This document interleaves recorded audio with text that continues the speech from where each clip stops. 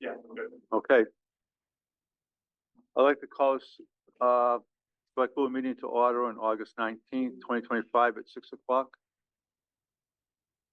Additions and deletions to the posted agenda. I think we want to add, after executive session, a vote on the Chamber of Commerce MOU. Okay.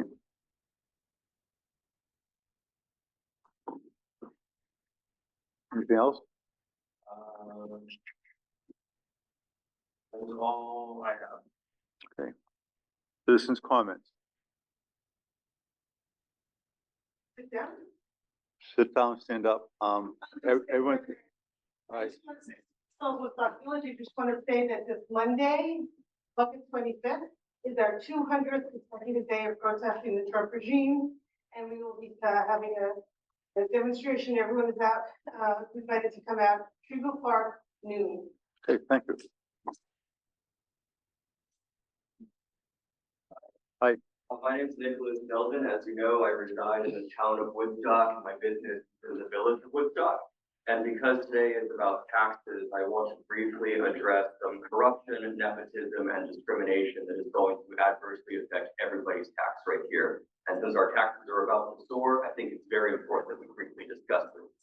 So as an initial matter, I want to bring to your attention an incident that occurred this past Friday, where I was told that Mr. O'Keefe was getting a haircut while on duty for the Woodstock Police Department at Brenda Blakeman's salon, which, as you'll recall, that was the whole issue that the boards and Mr. Duffy had with Chief Swanson, was that he would clock out. He was a salaried employee that was clocked out to go get a haircut.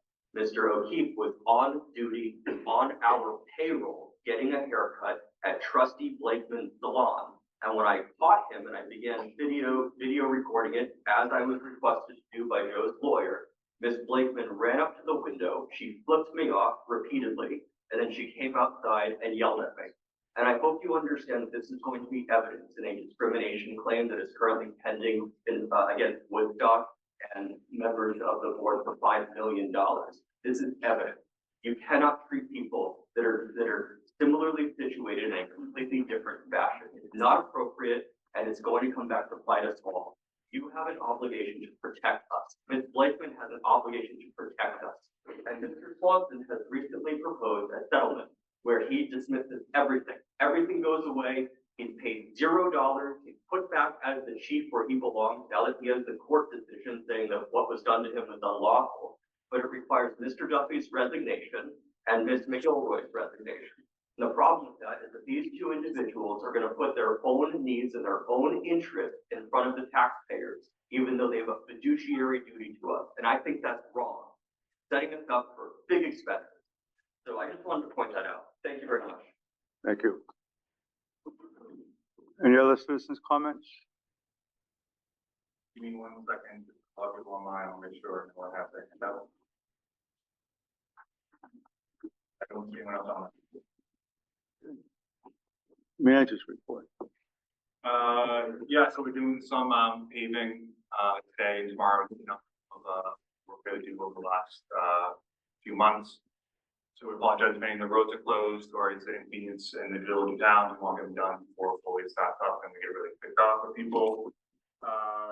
Next Friday, the last Friday of summer hours. As we know, we close at noon on Fridays during the summer.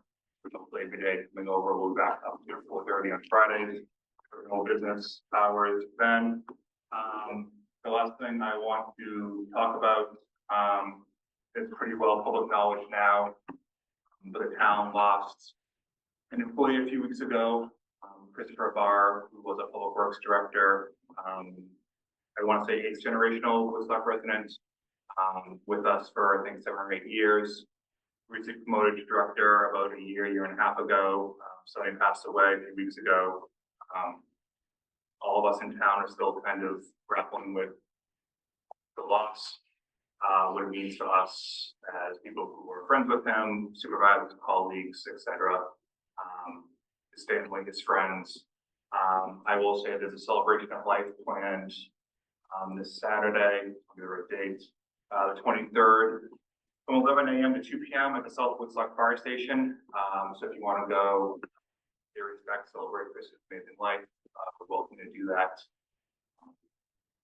we're doing the best we can to continue going forward. Thank you. Next up is the liquor license for Burn LLC. First and third and OCP license. I believe Susan online, we were on that. I would hope so. Yeah, I'll move that we approve the liquor license for Burn LLC, first, third, and outdoor consumption on the assumption that the state is reviewing the permit applications since they don't give us access to it.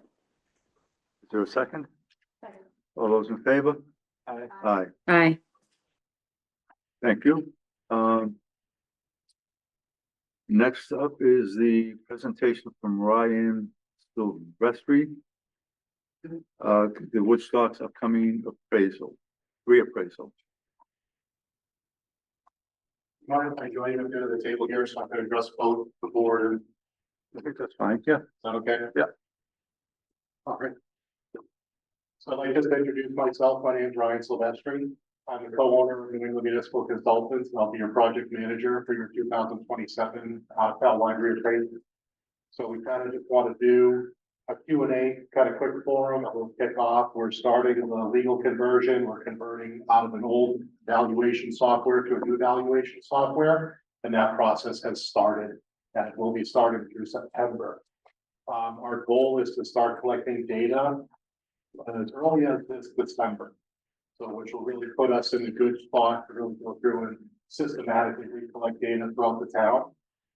The biggest thing I really want to convey to the residents of Woodstock is that everything that we're going to be doing is going to be new.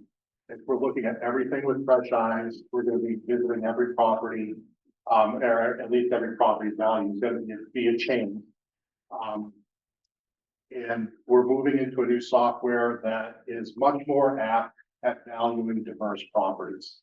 So the better job we can do with collecting data, the better a job we can do at creating equity.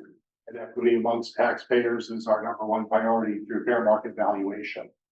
I grew up in Massachusetts. I've been here since 2014. I started working up in the Northeast Kingdom. I've been a resident of Ludlow for 5 years now. All of our staff are Vermont residents. We'll have a number of staff cycling through the town for data collection. Prior to any data collector visiting your property, you'll receive an impact letter. So you receive a letter stating that we're coming, we're going to be working in your area. If you'd like to schedule an appointment, you have to call the lister's office, the assessor's office, and schedule that appointment. If you don't wish us to be on your property, you also must call and notify and tell us. So we're going to respect the privacy of all the taxpayers in town. But what that forces us to do, because we have to adjust everybody's assessment regardless, is now I have to use Google Earth. We have to use the resources that are our availability and, kind of from the road, whatnot, it's not, it's going to be really difficult to get an accurate value using, that method. So then we have to go through the grievance process to correct that value. So again, we really are, we're looking for as low impact as possible. We really do try to respect everybody's privacy, but at the same time, we have to do the job, and the job's very important. All of our values are data derived, so data out, your assessment is only as good as data in. So the more data we're able to collect, the better a job we're able to do in the field over the year, 16 months that we're going to be collecting data, the better product, the better outcome for all the residents of Woodstock. And that's our goal. We're working for you. We're civil servants working for your community. With that, I see there's pretty good attendance. I kind of want to just open up the general Q&A. I know taxation is front of everybody's mind this time of year. So if it's okay with the board, I don't know how much time you want to allot, but. Ryan, do you want to start with questions from the board first? Yeah, And sure. or the residents or vice versa? I don't know if the board has any. You said that you've already started the conversion between the current software or what you guys are using now and the new software. what is the software called? And is it just a more usable, updated software that you have? Yes, it's a much better tool we use. It's a CAMA software, computer assisted mass appraisal software. We're converting into Catalyst AP5 software. So it's it's cloud-based, so there'll be no need for any local infrastructure. Your data is going to be incredibly secure. It's going to be on Amazon servers, AWS servers, with backup offsite every 12 hours. So I've been moving all of my clients to this platform simply for data security is paramount, but also the software is very detail oriented. It gives us the ability to really get down to the nitty gritty and value complex properties, whereas your prior CAMA software was a bit more clunky and has fewer direct units of comparison, so less data points, which makes it difficult to really capture, quantify the uniqueness of those properties that Woodstock has. How do you, Ryan, work with our assessment office right now? Have you guys worked together for the reassessment, or do you just do the reassessment and then report back to them? Like, how does the collaboration work? So we'll be working in tandem directly with them. We'll be working out of their office while we're here in town. The assessors will be fielding phone calls for us, scheduling appointments, keeping a thumb on the pulse of the project. We'll do updates however readily you would like, as far as a progress report. We're going to lean on their legacy information. Kathy's been here a long time, knows a lot. We don't want to just throw all that knowledge away. We want to utilize it. So we'll be working hand in hand through the data collection process. And then when we submit preliminary values to the town, we're going to submit preliminary values to Kathy and for her approval, the town's approval, and then we'll send out preliminary value notices to every taxpayer in town. That will start the informal hearing process. So we're going to add an informational stage of appeal prior to a formal grievance process that you already have. And for those folks that have never had or gone through an appraisal, how long do you expect the individual property appraisal stage? I'm sure it depends on the property, but it's all. Sure, it depends on 15, 20 minutes. Okay. Yeah, so depending on the property, we may be outside longer, depending on, how many outbuildings there are or whatnot. But as far as an interior inspection, 15, 20 minutes is all we really require. Can I ask a follow-up on that? What will you or your staff have to keep, so people recognize it's you coming in and allow you interest compared to someone knocking on the door and asking them? Yep, so we're gonna work directly with your local PD. So we're gonna have our mug shots, our data collectors mug shots, license plate numbers, types of vehicles with police dispatch. So anybody that calls, we'll also check in with them as much as they'd like us to. So we'll tell them where we're working for that day. All of our data collectors wear vests. They wear lanyard IDs as well as magnetized IDs on their vehicles. Every taxpayer will receive an impact letter again within we try within 4 to 6 weeks of having someone knock on your door. We're pretty obnoxious. It's hard to miss. Susan, Kerry, do you have any questions? I do not, thank you. It's Susan. Nope, I'm good. Thanks. Thank you. All right, so anyone that has a question, please come up to the front and ask the question. I have a question. Instead of spending hundreds and thousands of dollars on a lost cause legal defense, wouldn't it make sense to fund a fund to help elderly people who bought their houses here a long time ago pay for these increased property taxes? I think that would be doing a much bigger service to our community than what is currently being spent. Do you agree? I'm not following. Sorry? I'm not following your line, your question. Well, my questioning, well, everyone's taxes are going to go up from this reassessment. And I have neighbors who have been retired for some time, who bought here when property was very cheap, who have been here for generations. And I don't know, it's hitting me hard and I work. So I can only imagine how hard it's going to be hitting them.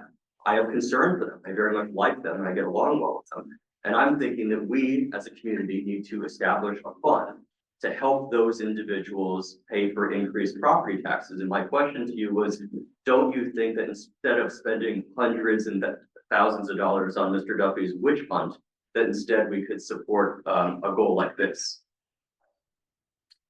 I don't think that's worth answering, so thank you. Not worth answering. Okay, thank you very much, Ray. Anytime. Yes, no, there's so much. So. Uh, Woodstock Village. I just kind of want to get a sense if you, it might be impossible, but like I look at Zillow and I look at Redfin and my property, the values are ridiculous, but they say my house is. Is that, you know, can we expect that kind of thing? Or, I mean, like, you look at these things because they really are rather outlandish. So I don't look at Zillow or use any of the third-party real estate estimates. So, you know, the kind of the saying, you really can't take that to the bank. But what per state statute I have to look at are the 3 prior years of sales in Woodstock. April 1st, 2024 to April 1st of 2027. We're going to use a hybrid approach, evaluation. It's a market adjusted cost approach through sales validation. So all of our values that the building values are loaded Marshall and Swift values for cost. We then adjust those cost values for a specific market. So square foot price, grade adjustments are all going to be tailored specific for Woodstock in your market. There is, we are working with property valuation review to allow for some type of time adjustment. 3 years of sales is a long time. And typically we would want to focus on the prior 16 to 18 months of sales because the state says we're to set fair market assessment as of April 1st, 2027. But if I'm using a sale from 2024, there may be some change in that amount of time, obviously. So we tightrope walk because we also have to get this whole project validated by the state of Vermont.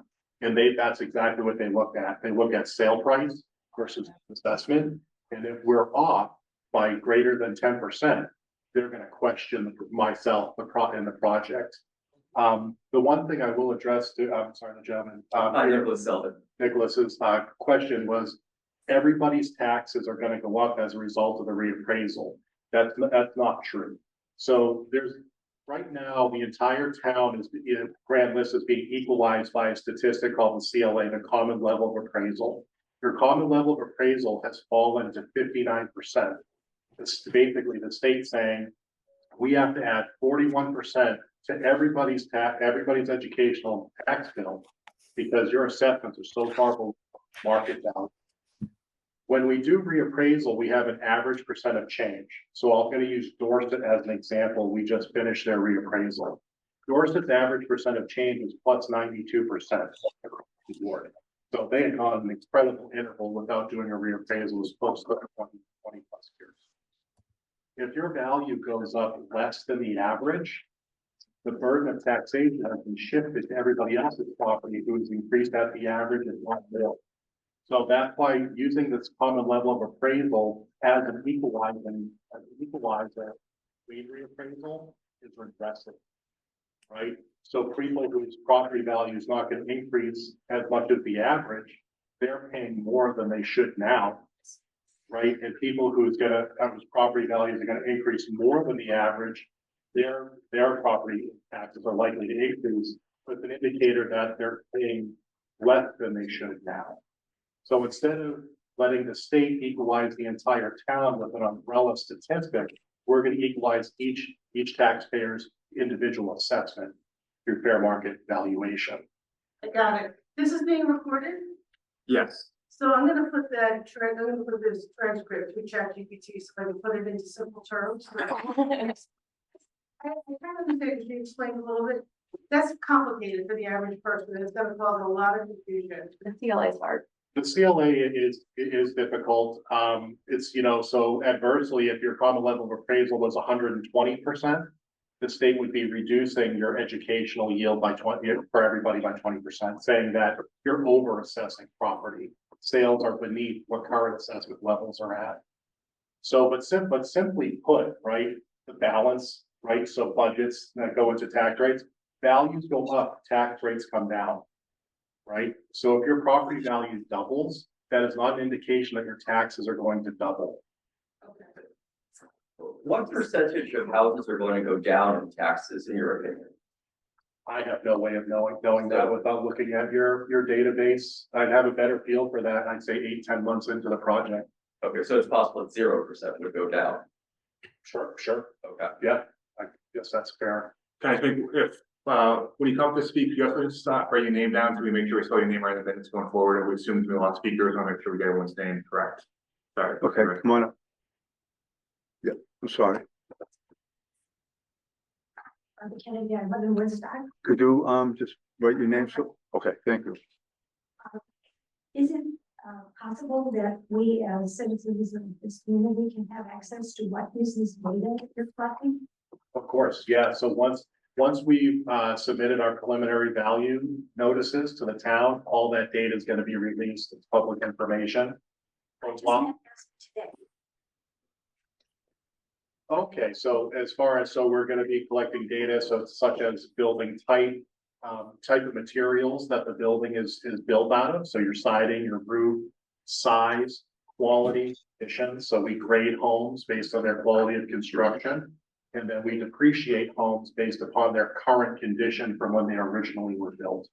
That information is public. Kathy, you can correct me. It's on NIMRIC, it's on the parcel data. You can search it on our website, On whose website? the town's website, Thank you, if you go to the assessor's page. thank you. That's what I wanted to, I want to know. Yep. And new copies of those data cards will be available once we submit the preliminary value. Anyone online got questions? I don't think we're online, but it's on. Green? Hi, Curry Murray, Woodstock. Do I need to write my name? Yes. Please.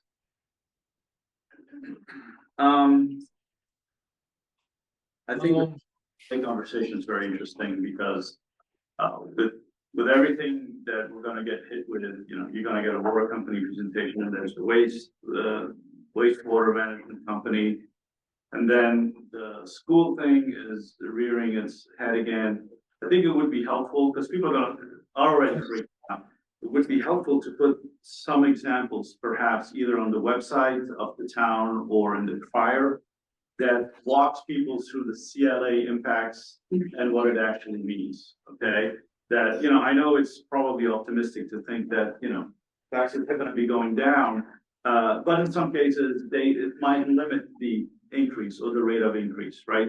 So I think, in my opinion, it would be helpful to put a few examples that people can read and really understand and digest, in addition to the ChatGPT, you know, simplifying the Make sure you explanation. use version 5. That's it, thank you.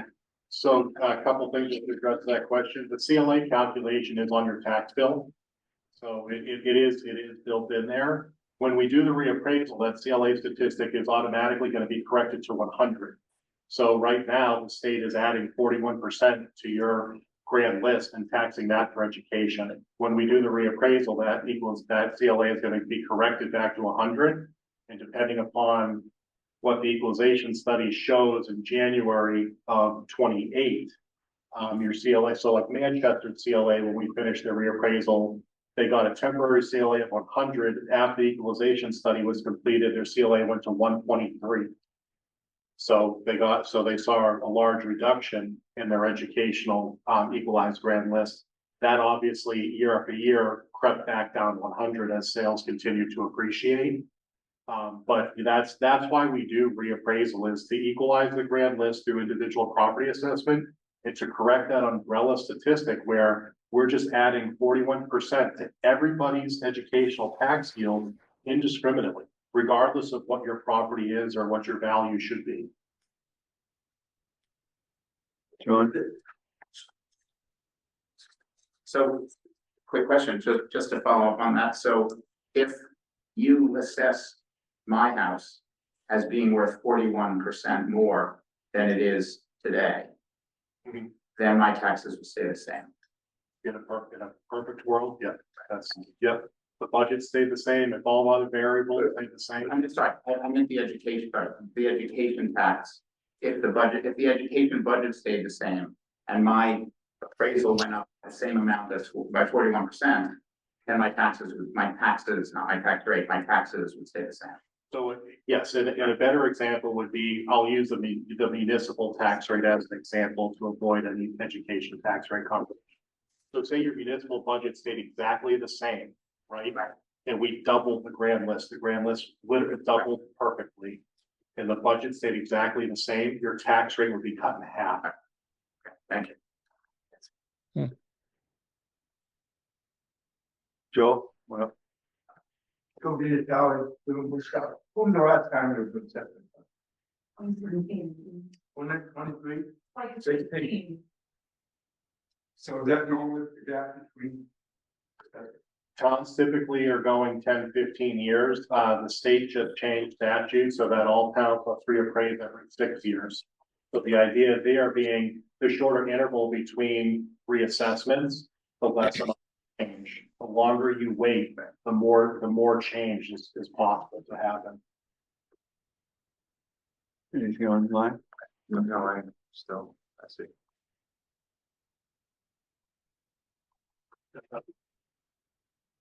This is just a clarification on. Name, Roger Logan, Woodstock. A clarification on the data, gathering part of this. Are you sending questionnaires or anything beforehand, or are you just telling us when you're gonna show up? Or, We're gonna send you the impact letter. I'm saying that we're gonna be working in your area within the next 4 to 6 weeks. that's a lousy name, impact letter. It's, I'm sure it's required, but, okay, thank you. I'm So, open for suggestions. Writer. a welcome letter, right? Thank you. Any other questions? Oh, yeah, there's a few online. Okay. We have Wendy, Beth. Wendy and Beth, Yep, can you hear me? yes. Yes. Okay. Beth Hunt, just a quick question, and I apologize if this was answered. It's a little bit hard to hear online. What tax year would this reappraisal be reflected that we would see it in our taxes? It would be your summer 2027.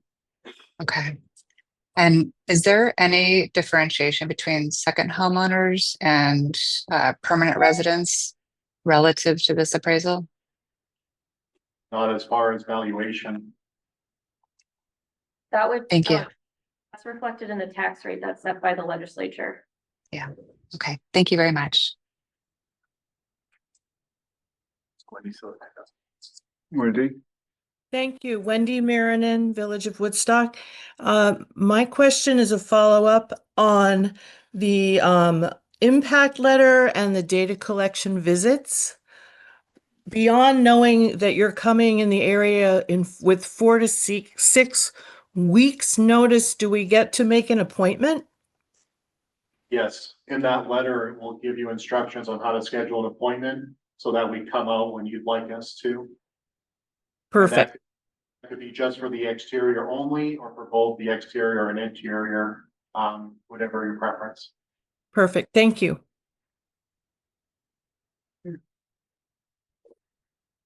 Any other questions? Okay. Thank you, Ryan. Yeah, you're welcome. So as far as, any further questions that come up, I'm always going to be available. So definitely submit things to the assessor's office. We'll get a response to you. The biggest part of this process for us as a company is really education and taxpayer interaction. We all want to be on the same page with this. There's no reason why anything should not be an unknown. So we want to be as transparent as possible, and that definitely starts with interactions like this, which was great. So I thank you all for contributing to this permit. Thanks.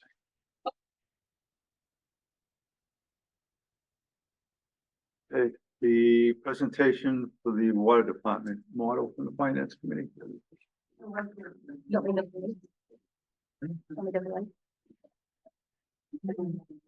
Just one like. Yeah, why not?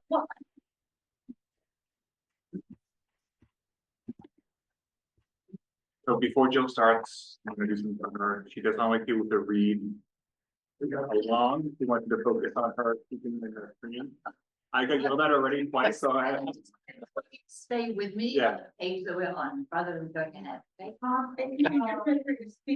on page 4 already. What do you need? Yeah, we can move back closer, yeah. You know, this, this mic, is that okay? If we, If you just put it there, I think it's thinking more just. I think this has mics in it too. This We take the table closer? Yeah. Yeah. Chair.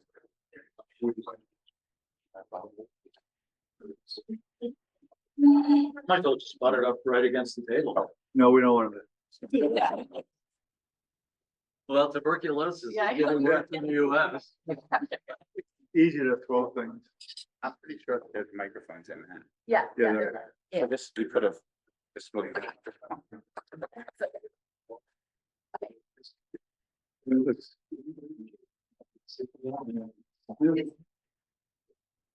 Yeah. Bring the front, bring- Can I sit there? I know it's not right. You can sit there. Unless you want to get questions asked of you. We do an election in March if you want to run. Yeah. We have an election in March if you want to run, then you sit there all you want. Okay, ready? Ready. All right. So, Introduce yourself. I'm Jill Davis. I live in the village. John Spector, he lives in the village. And there are other members of our team here too. Kareem, who lives in the village. And Alan is here. And Todd is here. So we're going to give you a presentation about setting the water rate structure. And it's not a final presentation, it's a status update. So, and we are the finance committee. So I just want to give you a quick summary of what we're going to say to you today. So over the last 6 months, we've built a robust financial model of the water department. And that model allows us to test different rate structures that cover the costs, the expenses of the water company. We've worked with the Woodstock Aqueduct Company, the Vermont Bond Bank, Woodstock's finance director, Eric, and others. And we've reached 2 conclusions. We can fund the needed capital expenditures. I think that was the concern going in. We have taken a big bond and that's not covering all of the expenses that are going to hit us. But having modeled this, we can fund the needed capital expenditures, both the ones over the next 5 years and then beyond, by raising our rates to roughly the Vermont rate, first of all, Vermont average, and then the national average. So without paying more for water than other people are in the US, we can get the company back on its feet. And we can show you how to achieve other objectives beyond covering our costs. So for example, conservation or encouraging business startups. The model is built to allow all those sort of variables. But what we're bringing you today is what the percentage increase needs to be for across the board. And we haven't wanted to dig into whether this person should pay more or that type of customer should pay more. We just wanted to get the basic rate out there and not have discussions about what's fair and what's unfair. So this is a status update. So we're going to give you lots of facts and figures today. And then what we'd like is a discussion at the end so that you can decide what other scenarios you'd like us to work on before September, and then we can present those and you can make the recommendations. Okay. So this work has been done by 5 members of the finance committee, supported by municipal staff, and I just introduced the members of the team, and Eric and Robert have worked with us.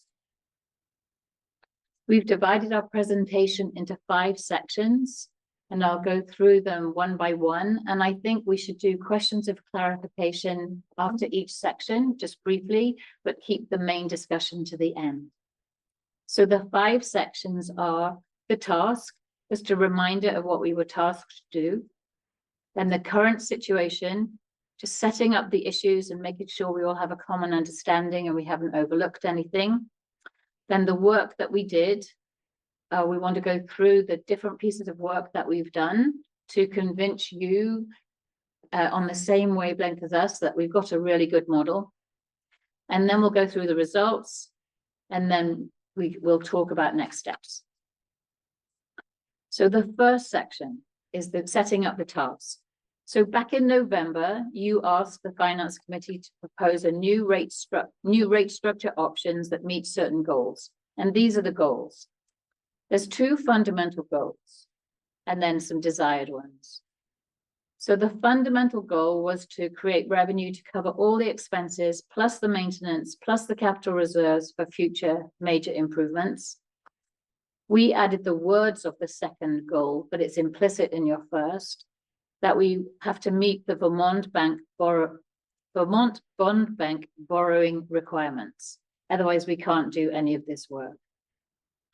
And then the desired goals were to incentivize conservation, to incentivize development, to keep the stratification scheme for different user groups simple, to not create an undue penalty for businesses to start up, to subsidize affordable housing, to consider setting fees for special uses like swimming pools or irrigation systems, and to minimize the use of self-reporting and incentivize the use of meetings. Any input to that page?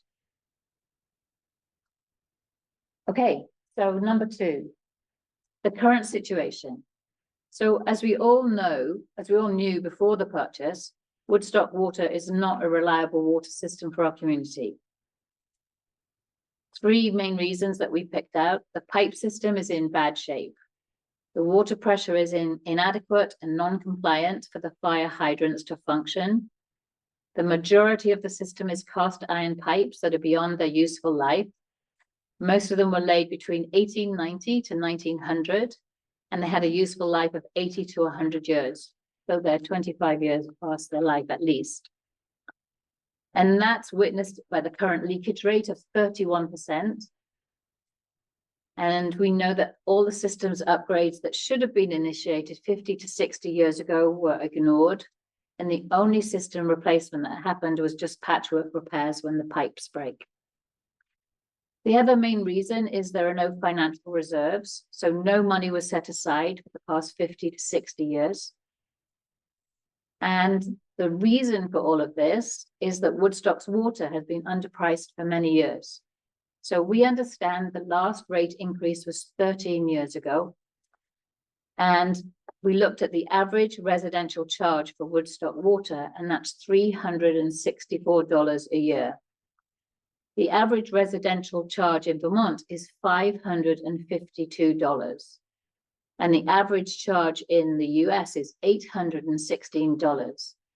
So we currently pay and have paid for at least 13 years, far too little for our water. And now we're suffering from the effects of that, which is no repairs done, no investment made. So the situation is that we need a new rate structure that covers our costs to ensure a reliable water system. We're currently facing all sorts of costs for infrastructure upgrades. We still have to make the post-flooding repairs on Elm Street Bridge. We have to improve the water pressure for the hydrants and the entire system pipe upgrade and other aging components. So we need a new rate structure to pay for the $5.9 million infrastructure portion of the bond that we approved last year. The new rate structure must pay for the $800,000 interest-free loan, the Elm Street Bridge repair, and a new rate structure, when you're thinking over the next 45 years, should pay for the infrastructure upgrades that were outlined in the engineer's reports. So that's a $5.5 million for a new tank in 29 and 30. It's $900,000, the Cox District Road Dam renovation in 33 and 34. And it's $22.5 million for the additional deteriorated pipe replacements after the current projects are complete. So we put that in as renewing 5% of the system from the financial year of 31 to 45. So the 20, just a quick clarification, the 22.5 million is over 20. We're estimating to spend that over 20 years. It's starting in 2031 and ending beyond the length of our model. Our model ends in 2045. Okay, so any questions on the situation? Okay, let's go on to the work that we've been doing then. So we've been working for 6 months or so, and we've done 3 main pieces of work. We've gathered the information, we've built a financial model, and then we've been experimenting with the alternative rate options. So we reviewed the rate structures from 20 Vermont towns and analyzed the information from 10 of those that are similar to Woodstock. We gathered and verified account level information from the Woodstock Aqueduct Company. So we've created a database from account level up, and we built a financial model in the same way that allows us to experiment with the different rate structures. What we found from looking at different towns around Vermont is that there's no standard approach to rate structures or water rates. So these are the towns that we gathered the rate cards from, 20 different ones of all different sizes. And then we took 10 towns similar to Woodstock and compared the water rates. So we found there was no consistency in the mix of access charge and usage charge. So some people charge more for the privilege of having water, other people charge more for how much you use. We found there was no consistency in the total charges. So Woodstock's charges are anywhere from 10% higher or 127% lower than other towns. But on average, Woodstock's current charges are over 40% lower than other Vermont towns. We also found there was no standard language used in rate cards. So it's really difficult to just read these and see what understand what you're seeing. There are many different terms that are used to describe the same thing. So the first thing is an access fee. That's the fixed amount that is charged to every customer, and it includes a small usage allowance. That's also called a base charge, a base rate, and a capacity charge. Then there's a usage fee, which is a variable amount that's charged to customers, and that's based on their usage beyond the usage allowance. That's also called a volumetric consumption or volume used, and the volume can be measured in gallons or cubic feet. And then there's a hydrant fee, which is a fixed cost per hydrant for private and public hydrants. So we do have a recommendation at this point. We recommend that we adopt a common language, and we all use access fee, usage fee, and hydrant fees. And that way we won't be confused. And we also recommend measuring usage in gallons, keep things simple and meaningful.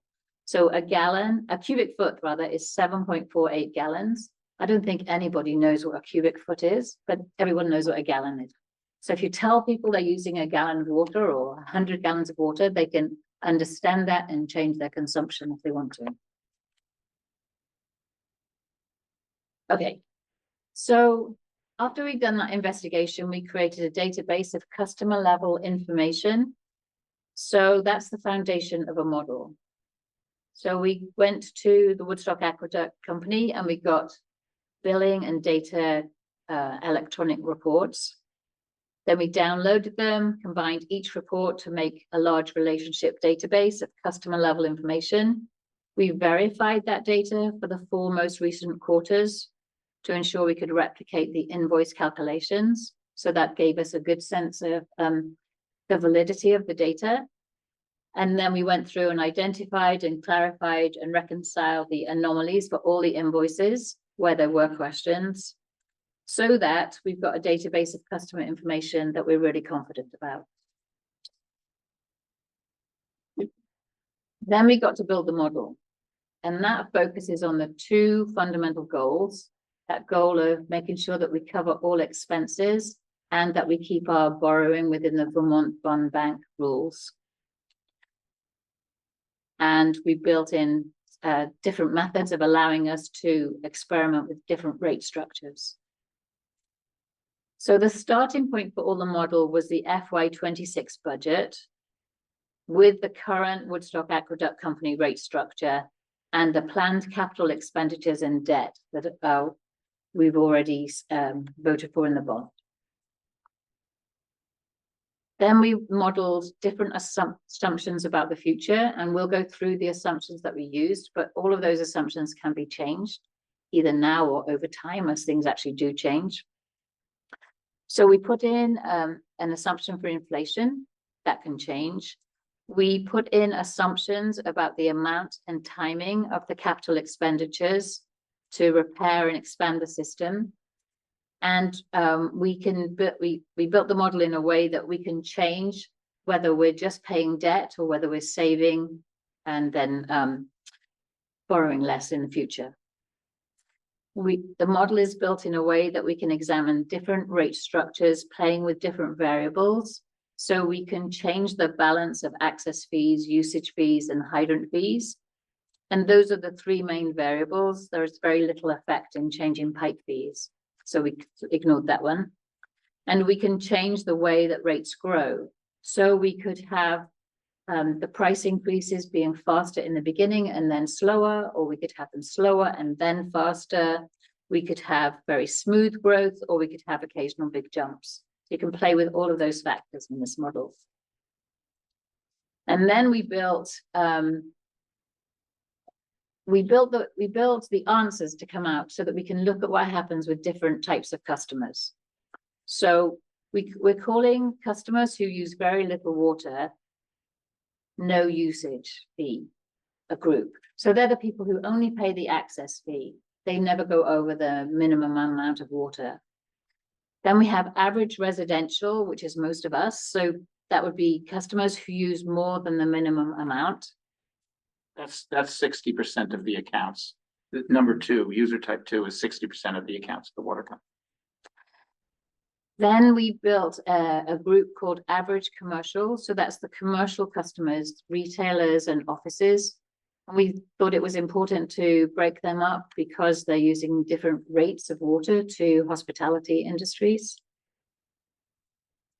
We've got an average hospitality and institutional customer. So that's our bed and breakfast, school, the hospital. We looked at the largest single customer, which is the Woodstock Foundation. So that's Billings Farm, Woodstock Resort Company, that's the inn, some of the houses that they own. And then we broke out the town hydrants, see what the fee is for the hydrants owned and paid for by town property taxes. So any questions about all of that? I should add that we spent a long time on this model. John built the model and we've taken it through 3 iterations at least. So there's an awful lot of work. There's a lot of work in getting all the data at the beginning. There's a lot of work in building the model. We were excited when we got the first results from the model, but we've kept working and working and working to improve what we've got so that we can sit before you today and have great confidence in what we're saying. Okay, so number 4, the results. So first of all, I want to go through the key assumptions with you. So the annual inflation rate that we used is 2.4%. We put in all of the bonded and the 3 major unbonded capital expenditure projects. So that's the 5.9 million infrastructure portion of the bond, 5.5 million for a new tank, 900,000 for the Cox District Road, and 22.5 million for the pipe replacement. And the 800,000, I think, is missing here. Yeah. The 800,000 for the Well, yeah. Then we also added an assumption that 10% of the capital expenditures are funded by grants, 4% are funded by capital reserves, and the remainder is funded with debt. We also said that the debt coverage ratio, I'll explain that in a minute, of 1.1 has to be maintained. So we didn't really, we spoke with the Vermont Bond Bank to really understand how much money we are allowed to borrow. And the limit is that if you borrow $100, you have to generate $110 in surplus. So you have to get beyond the cost of you have to do all of that before you start paying off your debt. So you can borrow $110 if you can show that you can generate $100. The other way around. Right now. Thank you. So, sorry, can I? How do you generate that $110? Charges. Through rates. 800,000, I think we didn't show it, if I recall, because we assumed it would be funded by the grants. Yeah. So it was money in and out, more or less. I believe that's why we can show it, but it doesn't mean that it hasn't been. It's a different 800,000, but you're also correct, so. Okay. All right, so just know that we have built the model in a way that we don't exceed the debt that we're allowed to carry. We also built an assumption in that existing accounts maintain their water usage. That's really important. The model assumes a certain number of accounts being consistent over time and indeed growing. For the growth, we allowed 3 new accounts per year for the next 5 years. We looked at the number of accounts, homes that have been given permission to build over the next few years. So that's 3. And then we said 5 per year thereafter, assuming some increase. We assumed that new users would pay the connection fee that covers their initial connection costs. We assumed that the revenue includes $75,000 per year from the Economic Development Reserve Fund. That's fixed with no inflation. And we assumed that 20% will come from the infrastructure options tax. No, sorry. 20% of the infrastructure options tax will come to the water department. Okay. So on the next page, you can see that while you've got operating expenses just trogging along at the bottom, it's capital expenditures that are going to be the primary driver of cost growth. So you've got operating expenses on the bottom, capital expenditures on the top, and they just keep growing. And that is what creates the next page for us. So we now know that we have to introduce rate increases of 129% over the next 5 years, fund operations and capital expenditure. So if you keep the share of costs the same, every single account is going to need to pay 129% more over the next 5 years.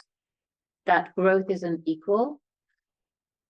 But what it means is that for the average residential home that's paying $362 today, in 5 years' time, they'll be paying, next year, they need to pay $589, so a 63% increase.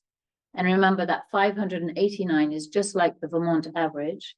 And then in 5 years' time, in FY30, they'll be paying $811, which just happens to be very close to the national US average. Current. Current. Yes. In 5 years, we'll be caught up to the Yes. current. So you can dig into those numbers to see what the effect will be on the different groups that we looked at. But the overall message is we need to get the rates up by 129% in 5 years. Thanks, Susan, for the question. Yeah, I just had a question on the hydrant fees because before we went to vote on the bond, we decided on a non-user percentage of the bond repayment, which was our equivalent of the hydrant fees. And I'm wondering if you used that number or if you have used some other number for the hydrant fees. So we have done a flat rate increase across all customers to see what the number comes out at. So if everyone was to pay the same share in 5 years' time as they do today, everybody's fees will go up by 129%. Whether we want to change who pays what is a question that we'd like to discuss with you later on in this presentation. The model is built so you could say, what happens if the hydrant fees don't go up at all? What does that mean for everybody else? And we can answer that question. There's a question from the iPad. Do you want to wait till the end of the presentation for questions? We're close to done. Yeah, okay, we'll wait for the end for. Can you please explain the purpose of a hydrant fee? So We have, Can access and usage, I don't understand how. so hydrant fees don't pay access or usage fees. They just are, they pay a flat fee every year. Is a hydrant not part of the town and village infrastructure? Yes, Is that not covered under other? no, it's paid for. Remember, the water company was a private entity who provided the hydrants and the water pipes. The water hydrants had to have a charge to the private company. They're paid for by all of us in our tax. And therefore, our taxes would be reduced by the amount of this hydrant. In other words, I see double taxation. There's no double taxation because hydrants are a particular item that has to be provided. So our road, our taxes cover replacing a pothole in a road. Yes. But that, and our taxes cover water hydrants.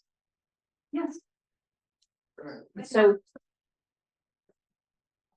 So it's paid for with property taxes. We have to decide how much the property taxes should pay. And that's the amount then. You know what, can let's finish the presentation. Okay, we calculated the $811 for the average residential account in real dollars. So not allowing inflation in 5 years, that would be $737. So even after 5 years, we have to continue the rate increases. Remember, we're going to be paying for pipe replacements everywhere and a few more things that the engineers brought up. So over the next 15 years from FY30 to FY45, the charges will have to go up by another 101% in order to pay for all of the capital expenditure and operating expenses. So the average residential would be paying $1,629, which in real dollars is $1,038. Okay, so we've got to a stage with the model where we've got a very robust model that we can now play with. We know that the total revenue that comes in from the water company needs to go up by 129% over the next 5 years and a further 101% over the next 15 years. Now we can start asking who should pay what. And if we want to play with that, we can ask these kind of questions of the model. So we can say, what happens if you change the usage fees to encourage conservation? What happens if you change the debt burden share for all town residents, connected and non-connected?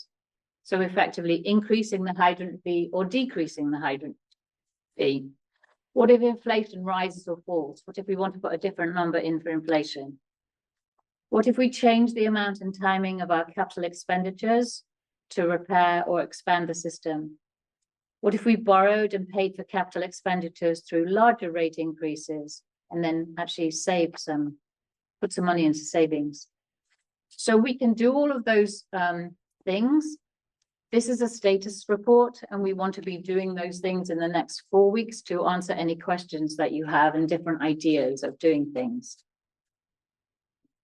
So what we'd like to do as the next steps for this meeting is for you to advise us if any additional scenarios need to be run. For Eric and Robert as finance to review the model in depth and then request any clarifications in preparation for future use. To determine if it can be leveraged and adapted for the wastewater project. So we think we've built a model that could be very useful to the town for all sorts of things. And the next looming expense is the sewer wastewater treatment.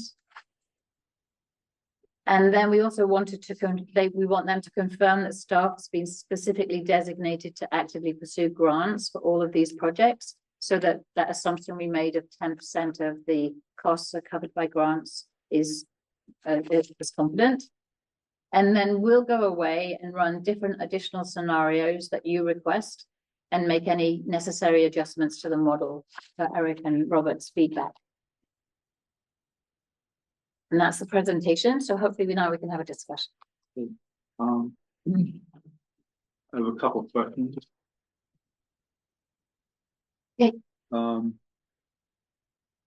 said something about, charging different rates for pools and irrigation. Mhm. So you're assuming, I'm assuming you think that we're gonna put second meters in. Is that the only way accurate? So it was a question that you asked us actually to assume. And really what with now that we've done all of this work, what we're thinking is this is version 1 of the model.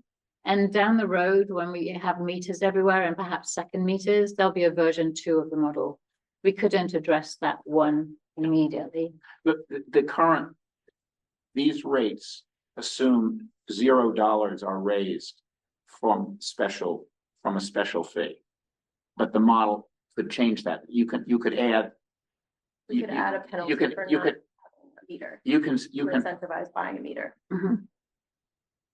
You can do anything you like, but that is really something that is a minor thing. And what we have to do is work out how to get the 129%. But the current assumption in the model is that there are no fees for that. I just want this to. Do you have another question? Oh, a bunch of them, but. Anyone else? Susan does. Susan, Yes, when you're, whoops, there we go. When you're working on the model, I think it's really important, at least to me, to note that we went to bond with a representation to non-users that we had set their amount for the current loan. And we, I believe, upped what the hydrant fee was and said the non-users would be paying a certain percentage of the bond repayment. And I personally feel that that we have to stick to that. People voted for the bond based upon that representation. So adding back in a hydrant fee and increasing it 129%, I don't think is in keeping with our representations. So why don't we run a scenario that represents that? Yeah. What you just said. I think, yeah, Susan, we're not recommending something different. I think we were unaware of the specifics of that, and it'd be very easy to put that in. So if we could just Great. get the exact language was used, so we can make sure to apply it, we will do that. Great, thank you. so anyone else? The 10 towns that you, compared us to, was that compared by water users or the population of the town? Mostly size. We took out the biggest towns like Burlington. But biggest meaning size, not water use. No, number of residents. Residents, okay. And you mentioned something about trying to change the billing, I believe, to gallons. Yes. Meters, I believe, only coming through the. So Robert said that it would be very simple. You just do the calculation before you do the bill. So your bill is presented in gallons, but your meters are measuring in whatever they have to measure in. You can do it. It's just a change on the printer. It doesn't affect any of them. I know, but I'm just. I had one other question. Go ahead.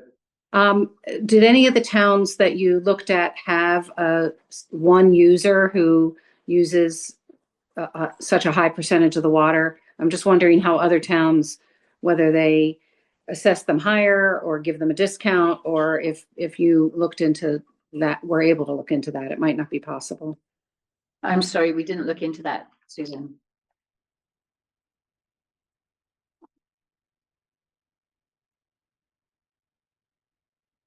I'm wondering if we could run a scenario, in the model that does incentivize conservation.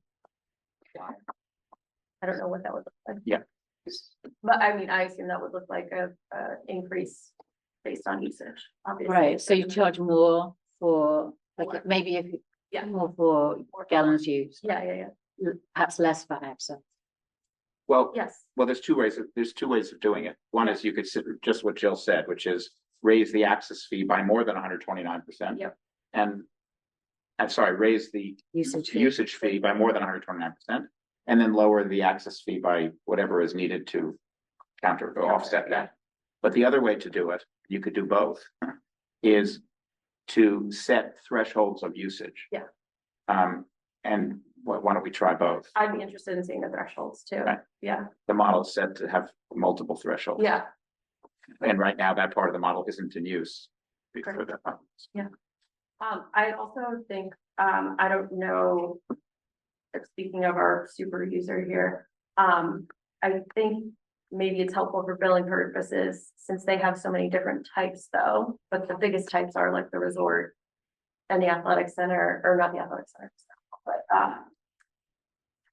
but that their residential properties would be clumped in with our with the average residential, right? Is it possible to do Does that? that make sense? Sorry, you would want their residential to be clumped in with our residential? Yes. We can try to do that. It might be, yeah, I know you're probably. Yeah, we could. Great, but yeah, But you prefer to see that not to treat their residential as residential and then treat, okay, we'll try to do that. I'll wait. So then are you interested in what the resort uses, just as an well, I entity think or the? that is a super user, right? Like, I mean, otherwise we would be billing like who are our other property owners as super users, like. He's probably not gonna be mad, but like Tom Debevoise owns a lot of land. He's not all in the water system, but if he was irrigating all of his properties, we would be treating him as a super user Okay. and not his parcels independently. Does that make sense? Mhm. Okay. Have you thought about a scenario where the more cubic feet you use, well, that's what I'm used to, the more you pay per cubic foot? Yes, that's what Laura was Yeah, the saying. same idea. Okay. Yeah. That's what we meant by I threshold. just in different words. Yeah. But we're on the same page. So we will run that scenario. Do you have any thresholds in mind for the jump, or you'd like us to play around with the numbers? Yes. Have other, Anything that's below the threshold of my house. I think I remember looking at some water working group data, and some towns might have 2 or 3 strata. Maybe I'm misremembering though. Well, can I suggest that one way that we can all envision without knowing the numbers of either our accounts or the towns is to just think about percentages. So for example, you could say up to the average residential use or up to 150% of, up to 75% of the customers keep the rates, that's the lowest rate. And then above the 75 to 90%, and then the top 10% or something like that. Because we know exactly, we can see that. We do this account by account. So for example, you could say that we're going to charge, think about it the other way around. We want to charge the top 10% of residential users more to encourage conservation, or we want to charge the top 70% more. I think it's probably closer to 10% than 70%. Or, do you have a sense of, Yeah, I think that makes sense. And we can do the same with commercial or hospitality. Any others? Are there any, Joe? Joe, just state your name for the, so when he doesn't know it, minute. Even though I'm not. Well, I was about the idea of getting more money. For water. I was doing a lot of work put into this. And I think this should be done. I'm sure there'll be changes in the future. There's a lot, represents a lot of work. Thank you. On behalf of the whole team. I think that Green, you gotta say your names so that we see. I apologize. It's Kareem Puri. I'm on the finance team, live in Woodstock. Tower, I do water. I just wanted to say that putting different threshold of prices doesn't necessarily in all cases encourage conservation, because in some cases businesses may not be able to. For example, hotels are not going to tell their guests you have to shower less, right?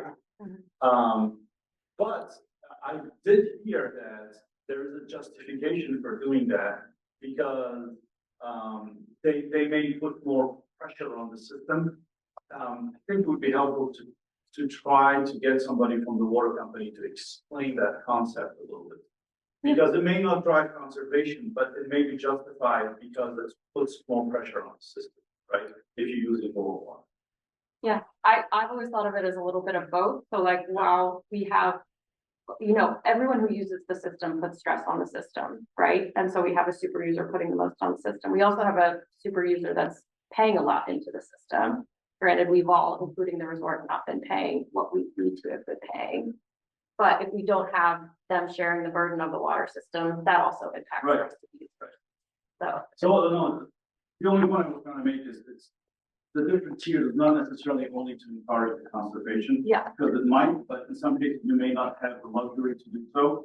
But the other explanation for it is it puts, Yes. it impacts the system. Absolutely. The infrastructure. Are you have Wendy online or other person? Wendy? Thank you. I couldn't quite hear Joe Natale's kudos, but I want to share the same, if it is the same sentiment. Kudos and appreciation to the Finance Committee. This was a really comprehensive presentation and much appreciated. I understand volunteer work is involved. So my question is about, and it kind of fast forwards, I think, to bridging with sewer use. I'm in the village. I do have a meter. I know that not everyone has a meter. And the questions that came up in the past around that surround that made assessing fees complicated. And so is there a way, my question is, does this model, or have we considered implementing meters, paying for that? I don't know what getting a meter costs. One of you want to answer that? I mean, we can incentivize people. I think the goal is always going to be people on meters who aren't on meters. Right. So it's just how we want to incentivize that process. Well, the easiest way to incentivize it is make it the base charge really expensive if you don't have a meter. But I will just say from what we can tell from the account data, Wendy, north of 90% of users have meters. So I realize that anyone who doesn't have a meter creates the problem, and we want to make it 100%.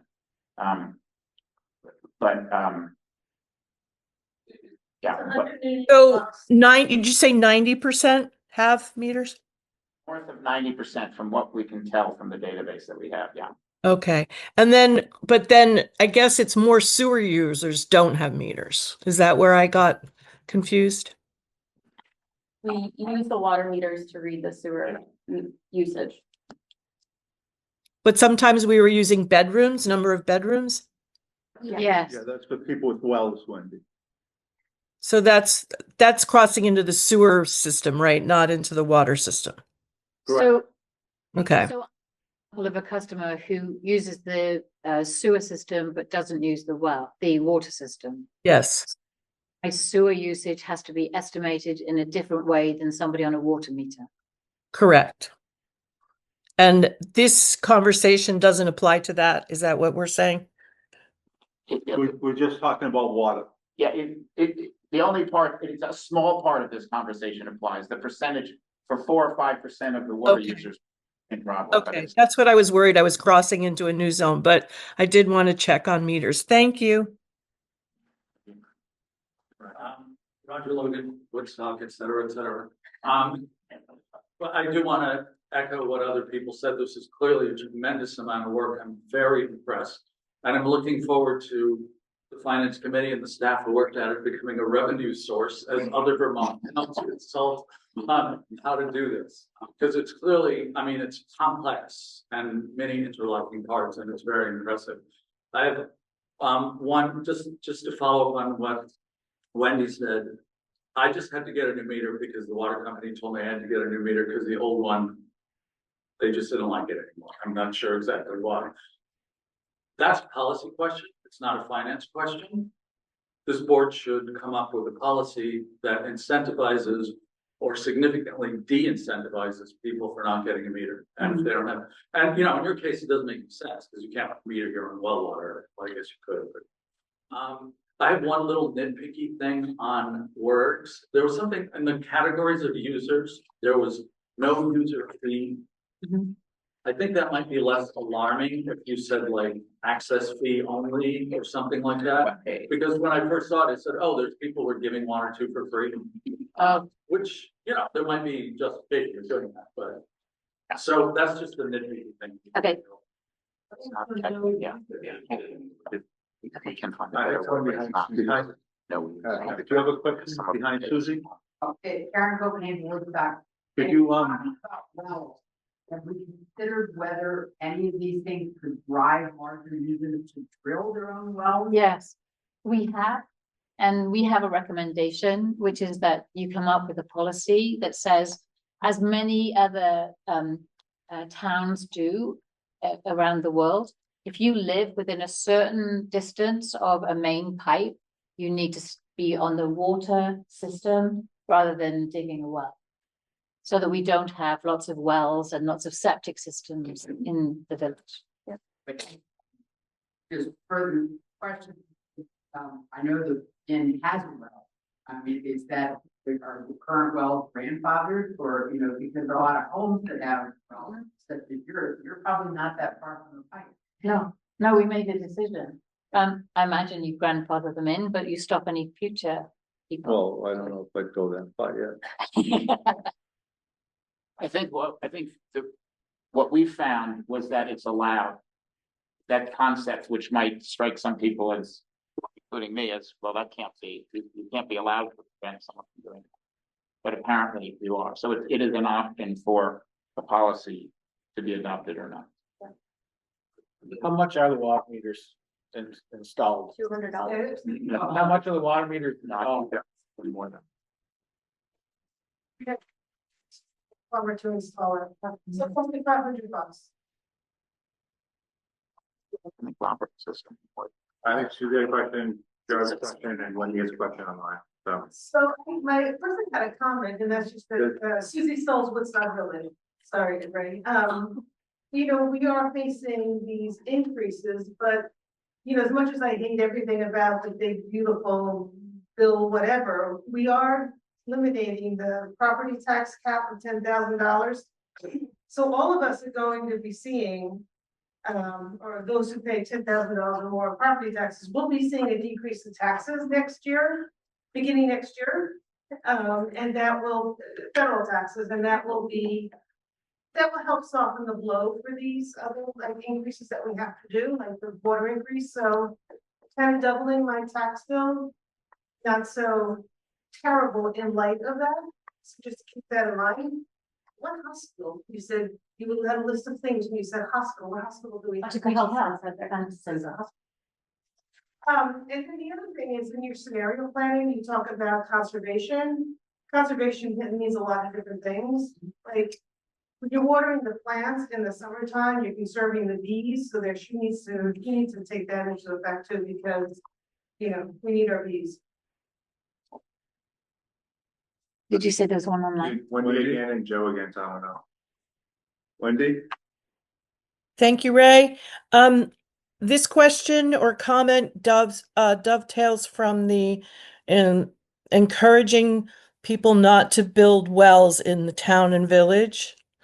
Our Act 47 that enforced new zoning changes within the village are tied directly to access to water and sewer. However, having gone through some zoning conversations, I learned that the language does not require connecting. And I am aware of one property that's planning on a well not connecting. So even though they're connecting to sewer. So this to me is a gap or a, what do you call that? Not a catch-22, but it's a language gap that can create more wells. To your point, to the question that was raised. So you need the policy passed. Well, we just passed the water ordinance a few months ago, so maybe we should decide whether or not we want to revisit it before the new rate card goes out. And I think it has to be, Act 47 has to be clarified. I know that questions went from the zoning office went to the state for clarification. I'm not sure what came back. But it's a thing. It's an issue or a concern, I should say. But thank you for that. Okay, thank you. Jody, do you have a question? Well, I'm just curious, as I understand it, if somebody were to drill a well, they would not get an aqueduct bill, is that correct? That's the current situation. You don't take water from, So, while we're looking, into the possibility of drilling a well, piece of property we're looking at in the village. The cost of that would have been anywhere between $15,000 to $25,000. Without doing the math, I'm wondering how many years of not paying the next. a lot. In the meantime, you're gonna burn out a couple of pumps and have to only be able to do with your well, so. What is that? Yeah, I mean, the other issue also is, if you have, let's call them for the sake of this conversation, very important village. Just the road wells left and right, it starts to really attack the phreatic, how do you call it, water. Loads of water. Yeah, and people start, using it because they have they have something, nice in their backyard, they want to sort of as a decoration, but sort of thing that sprays water everywhere, etc. And so we have to start becoming comfortable with the fact that you can't just have people going in a rogue fashion and just tapping into the water that's actually under us. So it has to be a little more organized. Just say your name again for the record. Sorry, Say your name again for the record. yeah, I said it, it's pretty, Thank you. Any other questions? Just a comment. Go ahead. I'm also on the finance committee. But I think we have to think about water quality, because we also have a leaking sewer. So if you're anywhere in proximity to a sewage pipe, not want to think twice about rolling into the groundwater. Thank you. Any other questions? Peter Shoemaker, town of Woodstock. Susan, thank you for your great memory on the promises that you guys made about the hydrant fees. And that was gonna be my statement, but the major project downtown, he had to John Holland had drill his own wells because he couldn't get access to the water. So if you implement a policy where people can't drill well, but you tell them they can't access the water, how would that work? I mean, what's the Because timeline? the reason that he couldn't have access to water is because none of the repairs to the water system had been made. But now the repairs will be made, so there will be sufficient pressure to give him water. But how long is that timeline gonna be? Then you say to someone like, oh, you can't develop for 3 more years, because we're not gonna have water for 3 years. I- That's how long I think Eric is probably in a better place to answer that question, but to Jill's point, the issue was ownership and their willingness to make progress on the repairs. And now that we own the company, we're in a much better position. It depends on what kind of connection I believe is going to be made to the system for us to be able to grant it. If another resort popped up, we'd have to have a meaningful discussion about the kind of usage that would be. If 6 houses with regular usage want to add them to the system, I think that's a conversation that can be maybe productive and positive. Correct. But it all depends on what type of users are currently added to the system while we do the repairs. That blanket, that ban for the aqueduct company was very much tied to their ownership. good point for next steps as well. Okay. I think just one other question, you had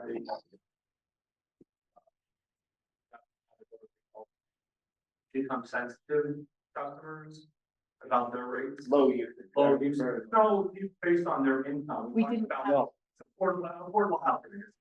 No. That was put as a desired goal right at the beginning, but we didn't adjust that. Okay, thank you. Thanks.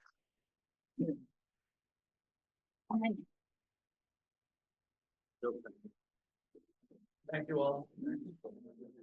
Oh, you do. There's more work to do. Sorry. Is there more things to read or?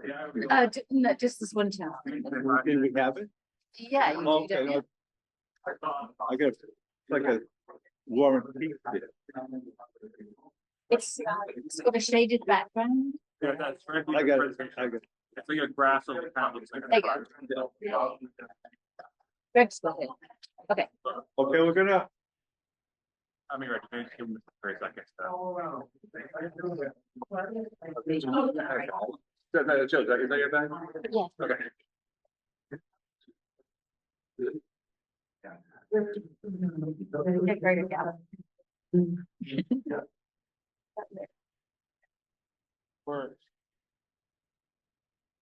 I thought it was something else. Yeah. I was Got one of them confused. too. Not here. okay. Alright. Next up is the Investment Advisory Committee report. Okay, so once a year, the Investment Advisory Group gets to give you an update on what's happening to the Rockefeller Endowment Fund. And so now's the time to talk about what happened in the last fiscal year. So it's all good news again. So as of June 30th, the fund is worth over $2 million. It has gone up 7.5% since the previous June. The fund is invested in stocks, equities, and then 125,000 is with the Vermont Community Loan Fund that just pays a straightforward percent every year. Those the fund has gone up by 7.5%, including an 87,500 payment to the town and the village in January 2025. So it's really done better than 0.75%. Plus 7.5%. So the changes that we made in the year, we changed the percent invested in equities to 75% and 25 bonds. Both of those are invested in low-cost Vanguard index funds. And you can see the performance in the graphs where those funds are designed to track the market. And in each case, equities have been within 1% of the S&P 500. And have outperformed them in 8 of the months, and the bonds have also been within 1%. So the investments are doing exactly what they were planned to do, and that means that we're in a position this year to the fund is in a position to pay the town and the village the payment plus the increase in taxes, which is what we've done each year. Okay. Thank you. Any questions?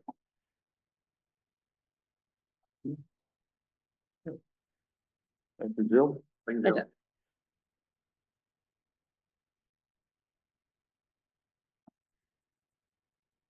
Guidelines for the water bank. Yeah, so as of last hour or so shown, now on the water company, as with tax and sewer, we will get questions on abatements. So I figured it good for the board to discuss how you want to treat water abatements. We got property very similar to how we do sewer abatements. But I thought the board should have a discussion first, and then we have a vote on it at the next meeting. I think we use the same model as the sewer. Yeah, Susan did a great job coming up with those guidelines that I think are also based on tax abatement, so there's consistency across sewer and water and taxes maybe. But somehow I think That's correct. So again, everybody's gotta have a meter. I think. yeah, that's something we want to work towards. Yeah, I think it benefits everyone, and also new meters, because what we were told is the older meter, the less accurate it is. So as you input a new meter, you should get a better reading, probably with more usage than what it's showing.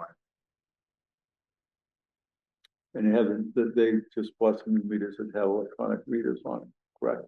I don't think we purchased them yet, but we're going to be, yeah. So the goal is to shift to meters where we can basically just drive by the house and pick up the reading without having to go and stop and do a manual reading. Like a laser. Yes. Cool.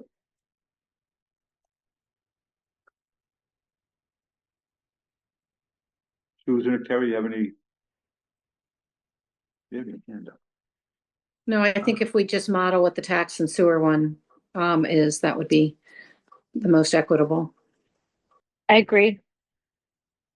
Okay.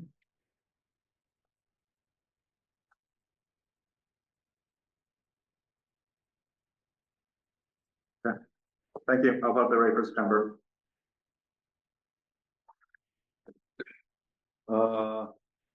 Ambulance billing contract, Medical Business Services LLC. Yep, so this is a third party, that would take over the billing parts of the ambulance for us. It's not an upfront cost, they take about 8% of the revenue, which we estimate would be somewhere between $30,000 to $40,000 per year. What this will do is basically allow us not to spend staff time and money on it as we do now. So currently we spend about 10 to 20 hours a week. About 8 to 10 of those hours is paying a dispatcher time and a half to do part of the billing, and then the other part of the billing in our finance office. So it'll free up that money, this exercise, but also free up the time in the finance office to reallocate them to do some stuff that'll be more useful for us. They currently work with about 40 different municipalities and nonprofits in Vermont. They're Vermont-based. They have their own staff, so we're getting a human in Vermont picking up the phone. It's something looks like looking into for a number of years. It predates me, but the billing part of this is still a lot of work internally for our staff. And so Chief Green and Robert Desmore have been working on this. Found a little company, we've met with them a few times. We're all pretty happy with the services they can provide. What I will say, because I know this question gets brought up, when it comes to collections, we ask that question directly to them. They don't do collections. They don't recommend collections based on the amount of money the collection agency takes from you with what they actually end up picking up for you, besides the Vermont be good to your neighbor aspect of it as well. But so they don't do collections, they don't recommend collections, but if it's up to the board to do collections, we could do that. But that would be another party that we'd contract with. Questions? Comments? Yes, my only issue was in paragraph J, there's a fairly significant typo, case should be cause. And I was also wondering what the procedure would be if one party terminates the agreement. Obviously, they would have billing in process, and I don't know if they have some language or something that can help with that, but yeah. So yeah, I asked that question, and the response was they don't lose customers, so it's not something they've had to deal with in the past. They would follow invoices through the phase, and then turn it over to us, and kind of a normal transition as they would have anything else. So we want language, we can ask for the language to be included, but it's kind of just they would go through the process with us to make sure the billing transition back to us or to another third party. But we can definitely approve. I mean, if you want to approve the contract, we could with that change being part of it. But if you want to go back to extra language, then we can delay the vote until September.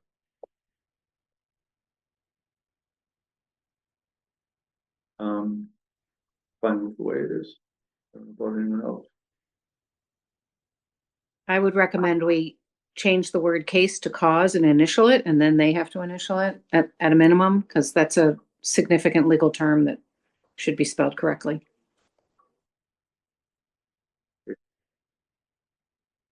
Is there a motion to approve the ambulance billing contract with Medical Business Services LLC? With the condition that on letter J, case is changed to cause. So moved. The second? Second. All those in favor? Aye. Aye.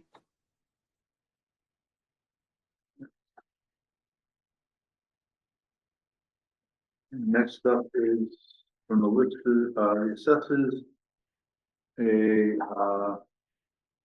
revision to the grand list.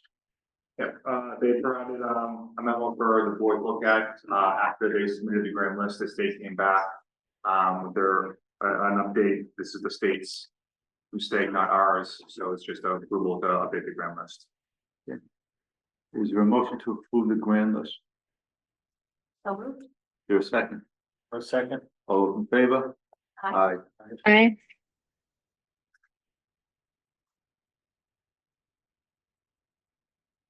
Foley's road closure, Cloudland Road. Yeah, I believe Ben Brickner is on, from Comfort. In the packet is kind of their outline again. This is the third year. Comfort has closed, Cloudland Road. This would be the 30th, the town does it as well. I think they can probably speak to, what they're looking at for this year. My name is Mike Doughton. I'm in Pomfret, on Cloudland Road. And, I don't know if Ben is on, if he wants to speak to what the select board had to say. I don't see him. Was he? Ben, you there? I'm here, yes. I'll keep it very quick. My name is Ben Brickner. I'm a Pomfret resident and chair of the Pomfret Select Board. As Eric said, this is the third year that Pomfret has decided to close its portion of Cloudland Road due to the amount of traffic that area receives during fall foliage each year. The plan that we have adopted is largely the same as the plan that was adopted in the past 2 years, namely closing our part of Cloudland Road, and then in order to keep southbound traffic flowing, making Barber Hill Road in Pomfret a one-way road to accommodate westbound traffic only. The only significant change to the plan this year is to shorten the period of closure. Mike may be able to speak to this, but the neighbors felt that it was sufficient that the road be closed only from Saturday, October 4th through Sunday, October 19th. This is about a week shorter than last year when the closure started in the last week of September. And again, the reasoning behind the closure is primarily to address public safety. The traffic, the foliage traffic makes it all but impossible to get emergency vehicles up that way. It's also a significant quality of life issue with the constant traffic, noise, litter, influencer type behavior, and other externalities that the tourism creates. And so we'd ask, the town of Pomfret just ask that Woodstock meet us at the town line and close Cloudland Road in Woodstock as well, so that the logical turnaround point is not at the town line where there isn't room to turn around a car, but further south. I would just add real briefly, the reason for changing the time frame is we felt we wanted to try to neck it down a little bit and hopefully maybe not have to worry about it. But we did feel it was important to include the primary weekend, which is the holiday weekend, the 3-day Indigenous Peoples' Day weekend, and the 2 weekends on either, the 1 weekend on either side of it, and then the weeks in between. So that's a fat 2 weeks. I call it just a little over 2 weeks. Yeah. Any other questions? No, I would move to approve as presented. Is there a second? I'll second. Oh, sorry, Greg. I'll second. All those in favor of closing Cloudland Road for what are the dates? October 4th through 19th. October 4th to October 19th. All those in favor? Aye. Aye. Aye. Good. Thank you very much. Thank you. Thank you all very much. Okay. Crowd left, so we can start the calculator. Actually, it was set when they approved the budget back in March. Okay. You wanna speak to it or? Yeah, what I'll say is, when the select board, approved the budget back in January, and then, they got approved at town meeting, we were estimating about 10.75% tax increase. That was not including, any special articles. They were over $231,000 worth of special articles, which would have added about 3% more to the municipal tax rate. So we should have been looking at a 13.75% tax increase, give or take a little bit. What we have for you has a 9.2% tax increase. So just kind of on the grand list increase, it's not nearly as high as I thought it was gonna be. So if it wasn't for the special articles, we'd be down around probably a 6% tax increase for the year. So again, much lower than we had originally predicted, and we weren't in front of the residents, back in March. That's kind of what I have for you. If you look on the sheet that's provided, it's about $64 increase, per $1,000 appraisal on your house, just for municipal taxes for what we're responsible for. Any questions? Okay, is there a motion to set the fiscal 26 tax rate? So moved. There's a second. I'll second. All those in favor? Aye. Aye.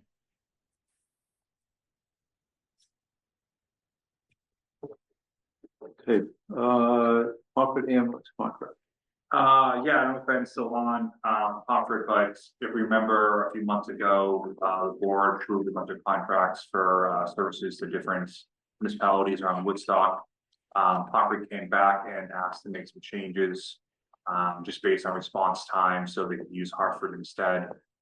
This new contract kind of carves out an area where, Hartford would be the first responder, not Woodstock. But then if Woodstock had to go to that area and we could not, bill for it, then we would be reimbursed that way.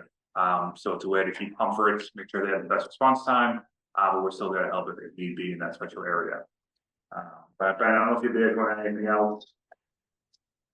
No, that was, thank you. Again, Ben Brickner, Pomfret resident, Pomfret Select Board. No, that was a great summary. Thank you, Eric.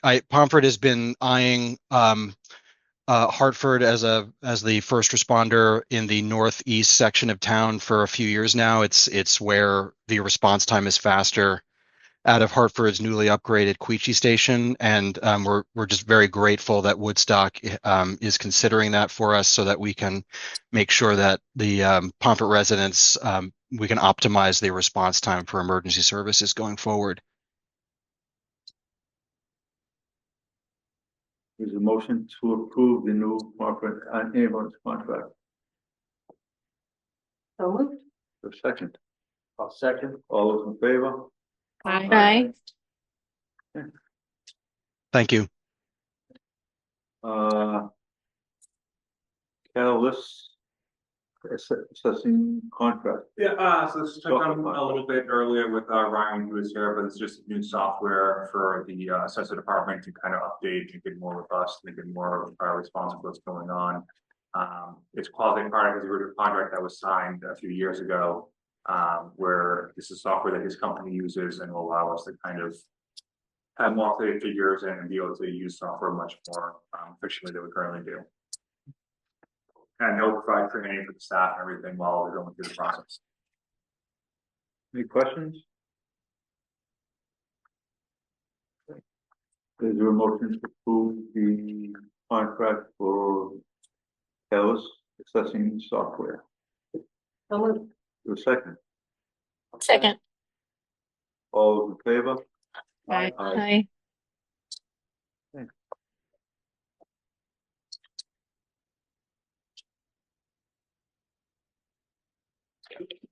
Before we get into session, I'm gonna have the board sign the conference contract, and then I'll try to get Susan and Perry later. Or have you here. And Ray, if you come in tomorrow to sign the house. Yeah. Eric, it's Ben again. We are meeting tomorrow evening, and so we would be happy to take this up and sign our counterpart tomorrow if you're able to PDF it to me between now and then. Absolutely. Great. Thank you all again. Have a good evening. Thanks. Good night.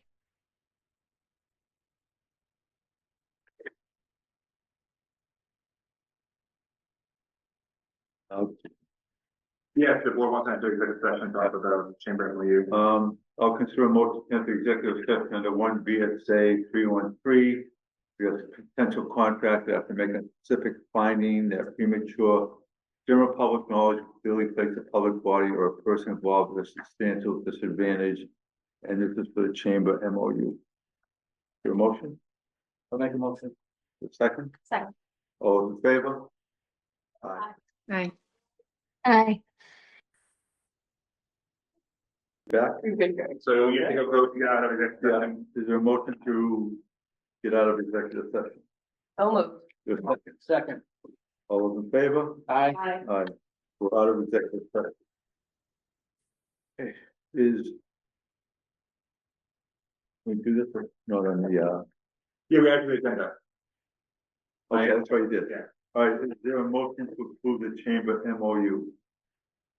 So moved. There's a second. Second. All those in favor? Aye. Aye. Aye. Okay. Thank you. And I just want to thank, Carrie and Susan for all the hard work on this. It was like, 3-4 months of a lot of meetings and updates. So thank you very much for getting this done. Yeah, you. good job. We're gonna give you a raise. Other business? I guess, I'm in Canada Monday and Tuesday next week. So that's it. Okay. Approval of the minutes of 7/22/25. Is there a motion to approve the minutes? I'll move they be approved as written. Is there a second? Second. All those in favor? Aye. Aye. Minutes are approved. Aye. Adjourn. Make a motion to adjourn. Is there a second? Second. All those in favor? Aye. Aye. Aye. We're adjourned.